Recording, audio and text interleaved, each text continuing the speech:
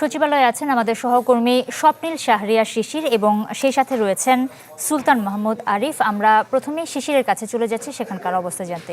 শিশির, 7 সদস্যের তদন্ত কমিটি গঠন করা হয়েছে, কতদিনের মধ্যে রিপোর্ট দিতে বলা হয়েছে এবং যেসব মন্ত্রণালয়গুলো পুড়ে গিয়েছে সেখানে অনেক গুরুত্বপূর্ণ নথি ছিল, সেগুলো উদ্ধারে আসলে কোনো ধরনের ব্যবস্থা নেওয়া হবে কিনা কিছু জানতে পেরেছেন কিনা? নুসরাত, 7 সদস্যের একটি তদন্ত কমিটি গঠন করা হয়েছে এবং এই তদন্ত কমিটির আহ্বায়ক হিসাবে আছেন মন্ত্রিপরিষদ বিভাগের একজন অতিরিক্ত সচিব। এবং যে অফিস আদেশ মন্ত্রিপরিষদ বিভাগ থেকে দেওয়া হয়েছে, সেই অফিস আদেশে কিন্তু বলা হয়েছে কমিটি যদি প্রয়োজন মনে করে তাহলে কিন্তু আরও সদস্য কিন্তু তারা নিতে পারবে এবং আগামী 7 দিনের মধ্যে তাদেরকে তদন্ত প্রতিবেদন দিতে বলা হয়েছে। কমিটির আসলে 3টি কার্যপরিধি নির্ধারণ করা হয়েছে। তার মধ্যে একটি হচ্ছে যে আগুনের উৎস ও কারণ উদ্ঘাটন তারা করবে এবং কারো ব্যক্তিগত বা পেশাগত দায়িত্ব আছে কিনা এই আগুনের ঘটনার পেছনে সেটিও কিন্তু উদ্ঘাটন করতে কাজ করবে তদন্ত কমিটি। এবং ভবিষ্যতে যেন এই ধরনের কোনো ধরনের দুর্ঘটনা না ঘটে সেটার প্রতিরোধকল্পে কি করা যেতে পারে সে বিষয়ে কিন্তু পরামর্শ সুপারিশ যেটি রয়েছে সেটা কিন্তু এই তদন্ত কমিটি দেবে। যেটি ফায়ার সার্ভিসের পক্ষ থেকে জানানো হয়েছে যে সকাল 10:45-এর পরে কিন্তু আগুন পুরোপুরি নেভানো সম্ভব হয়েছে এবং 8:05-এর দিকে কিন্তু আগুন নিয়ন্ত্রণে আসে। তো এই 7 নম্বর ভবনে আগুনের ঘটনার কারণে কিন্তু 7 নম্বর ভবনটিতে স্বাভাবিকভাবে কার্যক্রম বন্ধ রয়েছে এবং 6 নম্বর ভবন যেটি রয়েছে সেই 6 নম্বর ভবনটিও কিন্তু বিদ্যুৎ সংযোগ সেখানে কিন্তু নেই, অর্থাৎ লিফটগুলো কিন্তু বন্ধ রয়েছে এবং 6 নম্বর ভবনে যে সমস্ত মন্ত্রণালয় দপ্তর রয়েছে সেখানে কিন্তু এই মুহূর্তে কার্যক্রম চলছে না। তবে অন্যান্য মন্ত্রণালয় দপ্তর যেগুলো রয়েছে সেগুলোতে কিন্তু টুকটাক কিন্তু কার্যক্রম চলছে। আসলে সবাই জানতে চান যে যেটি বলছিলেন আগের পূর্ববর্তী রিপোর্টে আমরা দেখছিলাম যে বিক্ষিপ্তভাবে কিন্তু 7 নম্বর ভবনের কয়েকটি তলায় আগুন লেগেছে। এরকম বিক্ষিপ্তভাবে আগুন লাগার ঘটনাটা কি অস্বাভাবিকতা, সেই অস্বাভাবিকতার আসলে অনেক সন্দেহ প্রশ্নের উদ্রেক করছে আর কি। তো আসলে প্রকৃত তদন্ত যখন শেষ হবে তখনই কিন্তু সম্পূর্ণভাবে জানা যাবে। এখন আমরা দেখতে পাচ্ছি গণ অধিকার পরিষদের নেতা নুরুল হক নূর, তিনি কিন্তু এখানে এসেছিলেন, একটু তার কাছে জানি ভিতরে কি অবস্থা। যে সমস্ত ফ্লোরে আগুন লেগেছে, বিশেষ করে 4টি ফ্লোর খুব বেশি ক্ষতিগ্রস্ত হয়েছে। 8, 9, 7, 6 4টি ফ্লোর বেশি ক্ষতিগ্রস্ত হয়েছে এবং সেখানে সিআইডি এবং ফায়ার সার্ভিসের যারা বিশেষজ্ঞ ফরেনসিক টিম তারা সেখানে তদন্ত করে দেখছে এবং ওখানে আপাতত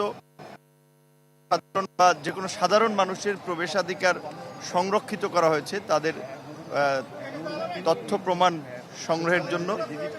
বাংলাদেশের হৃৎপিণ্ড হিসেবে খ্যাত সচিবালয়ে এই ধরনের একটা মর্মান্তিক দুর্ঘটনা ঘটে গেল।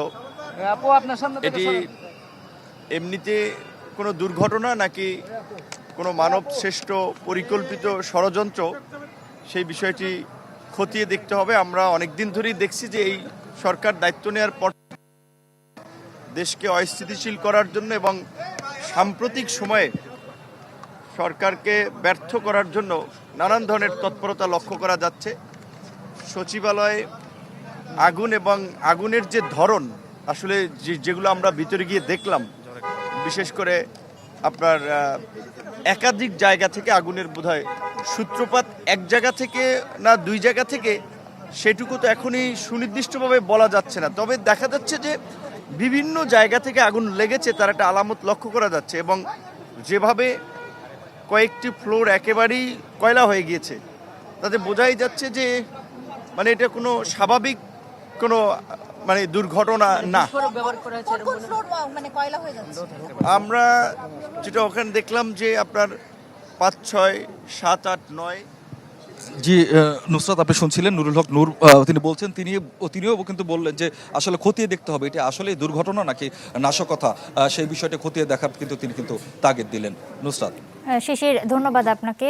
আমাদের আরেক সহকর্মী সুলতান মোহাম্মদ আরিফ আছেন সেখানে, আমরা তার কাছে একটু যেতে চাই। আরিফ, ব্যাপক ক্ষয়ক্ষতি হয়েছে এই ঘটনায়, উদ্ধারকর্মীদের সাথে কি আপনার কোনো কথা হয়েছে? কবে নাগাদ আসলে স্বাভাবিক পরিস্থিতি আবার তৈরি হতে পারে, সবাই আবার কাজে ফিরতে পারবে, বা কতদিন লাগতে পারে এই কাজ শেষ করতে? জি, আসলে আমি যদি বাইরের পরিবেশ বলি, এখানে যখন আগুনটি লেগেছিল তারপর থেকেই সচিবালয়ের যে সামনের সড়কটি, সেই সড়কটি দিয়ে যান চলাচল বন্ধ ছিল, এখন সেটি স্বাভাবিক রয়েছে।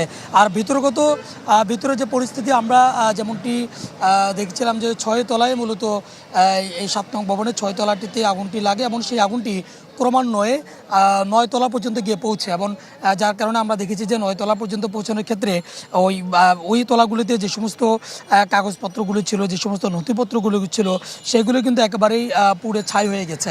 এবং আমরা ওখান থেকে বেরিয়ে আসা লোকদের সাথে কথা বলেছি, 6 তলার নিচের যে ভবন তলাগুলো রয়েছে ওগুলো কিন্তু একেবারেই ওগুলোতে এতটা সমস্যা হয়নি, কিন্তু 6 তলা থেকে 9 তলা পর্যন্ত যে সমস্ত মন্ত্রণালয়গুলো, শাখার প্রশাখাগুলো, কক্ষগুলো ছিল, সেগুলোতে আগুন লাগার কারণে সেই সমস্ত কক্ষগুলোর নথিপত্রগুলো একেবারে পুড়ে ছাই হয়ে গিয়েছে। এখন আসলে অন্য একটি বিষয় যেটি তদন্তকারী সংস্থা যারা রয়েছেন তারা হয়তো বা তদন্ত করে বের করবেন, কিন্তু যারা এটি প্রশাসনের পক্ষ থেকেও বলা হয়েছে এবং পাশাপাশি এই ভবনটিতে যারা কর্মকর্তা কর্মচারী রয়েছেন তারাও একটি জিনিস শঙ্কা প্রকাশ করছেন, যেহেতু এই ভবনটির 3টি জায়গায় মূলত আগুনটি লেগেছে এবং যেহেতু এক পাশ থেকে আগুন লেগে যদি পুরো ভবনটিতে লাগতো তাহলে বিষয়টা অন্যরকম ছিল। 3টি জায়গায় আগুন লাগার কারণে এখানকার কর্মকর্তা কর্মচারী যারা রয়েছেন তাদের ভিতরে এক ধরনের সন্দেহ বা রহস্য তাদের ভিতরে রয়েছে। তারা বলছেন যে এটি আসলে দুর্ঘটনাবশত আগুন লেগেছে নাকি কেউ লাগিয়ে দিয়েছে, সেটি কিন্তু দেখতে হবে বা সেটি দেখার বিষয়। এবং তার জন্য ইতিমধ্যে আপনি যেমনটি জেনেছেনও যে 7 সদস্যের একটি তদন্ত কমিটি গঠন করা হয়েছে।